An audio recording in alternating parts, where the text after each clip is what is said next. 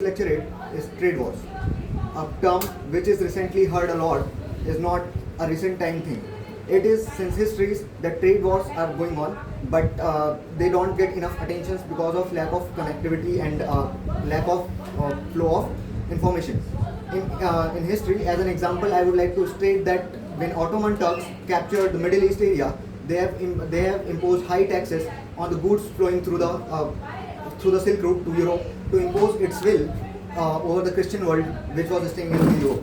So, coming on to the trade wars in nowadays, trade war is a war which impacts the economy of a nation and cripples it down till the people starts revolting and asking for the development from the internal government only.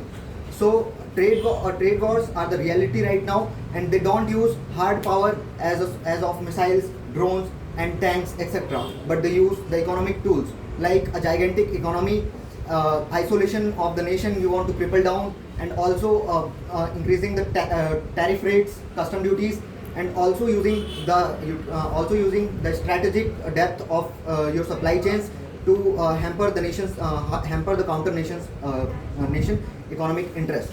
So coming on to the type of sanctions or type of trade wars we can see in the world, the two sides of economy are demand side and supply side.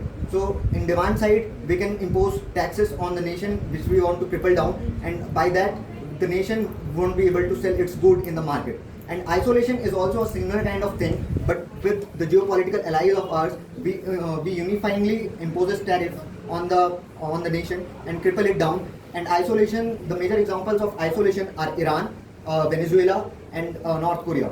These nations, having, in spite of a huge vast amount of natural resources, are not able to sell them in the European markets or any other Western markets. So their economies got crippled down by these sanctions.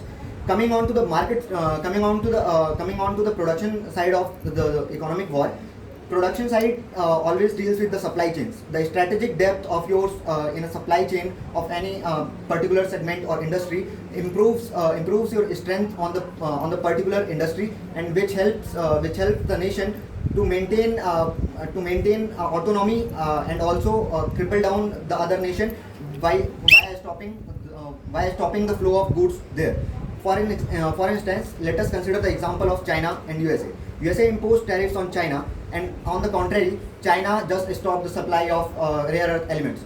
USA, being one of the prominent chip producers in the producers on the world, cannot got crippled down and came back to the table because of the stoppage of rare earth metal supply chain, rare earth metal supply.